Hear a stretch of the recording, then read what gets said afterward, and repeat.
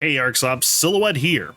Maintenance has just come and went on this, the wonderful Wednesday of April 28th, counting down another one of our limited number of weeks before New Genesis arrives, and with it, a short list of new content. As with every scheduled maintenance, a new scratch has arrived and it has taken root, this time going by Lethal Designs 2. I've got a little bit of commentary on exactly what is in the scratch over on the livestream VOD, which I'm sure will be very available shortly. But while I'm scrolling through some of the previews, I want to stress that these previews do not do this scratch justice. At first, I didn't think it was all that amazing, but once I got in game and actually looked at some of the stuff, it was pretty crazy. While the emotes might not be the most amazing out of all the recent scratches, you might like them, don't get me wrong, they're just not the most standout. The scratch brings so much to the needed decent male clothing and outfit choices that everybody has been looking for, as well as altogether great outfits in general. They're all very good. I recommend taking a look at them once you get an opportunity to in-game, as I am absolutely sure you will find something in this scratch that catches your eye. Speaking of the new scratch, the Play PSO2 Twitter account recently posted mentioning a chance to appear in the in-game video players throughout the lobby. Get some wonderful screenshots of your character wearing some of these great outfits and quote retweet these scratch announcements to have a chance of showing off your fashion throughout all 4 ships on the lobby monitors. Pretty amazing. Try to beat that lookbook. Next up, a new mission pass and possibly the final mission pass has been released. Mission Pass 16 arrives, bringing a plethora of new and old items to the table for potentially the final time, along with some Power Stones and again some more Darkstone Deimos. Get all 35 levels done for sure, as those mission badges will no doubt come in handy when it comes to grabbing capsules from the swap shop for your god units. And it goes without saying that this might be one of the last times you're able to. As you may very well know, PSO2 announced recently the discontinuation of Mission Pass Gold Ticket item, and with it has come a whole lot of speculation as to what that actually means. While it's very similar to the earlier discontinuation of the Scratch Ticket items, which are kind of a dummy item that was just there to allow you to scratch later and to be given out in some of your content packs, this one in particular raises a bunch of eyebrows because it is not only removing the gold tickets, but it's also deducting the cost from premium to make up for it, as well as indicating the removal is because of changing game content. Rappyburst made a few tweets that summarize the whole thing recently, and at the end of the day, all we know for sure is that there are some significant changes coming to Mission Pass.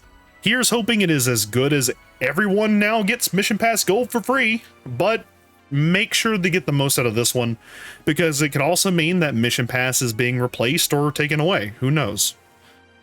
The second part of the ARKS Appreciation campaign is starting post-maintenance, meaning it is time to run urgent quests for Star Gems, complete recommended quests for a Risa Chain accessory, as well as finish off a run of the Face of the Abyss to get your cross-leg emotes. Technically, you can also get a set of weapon camos by completing the Swirling Inferno urgent quest and doing some bonus missions, but these 2 camos are also available via the Photon Booster exchange, so there's no real reason to rush yourself on those, but you can still try to get them via this campaign if you would like to keep your boosters. Speaking of the Face of the Abyss, the trigger for the ultimate and final boss fight with the Primordial Darkness has been added to the Rising Weapon Badge 5 exchange shop, allowing you to farm TPD at your own pace and without having to bug all of your alliance members for anyone who might still have a trigger lying around. This will come in handy for completing the ARKS Appreciation campaign objectives this week and the next, so be sure to pick up at least a few and get ready to run them.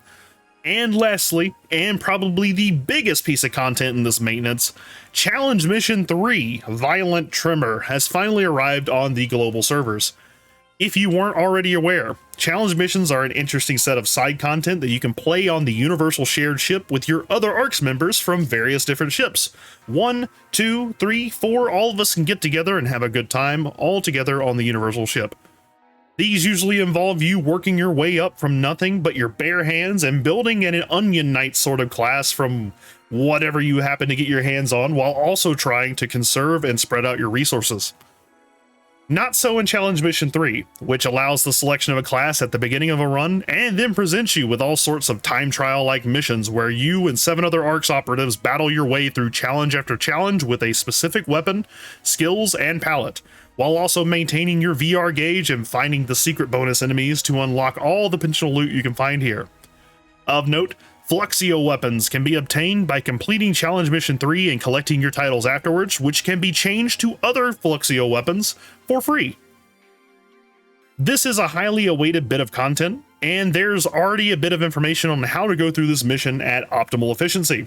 For one, the bosses at the very end of this mission tend to change based on how quickly you get through it, whether you're doing it alone or in a group, or if you have a full VR gauge or not.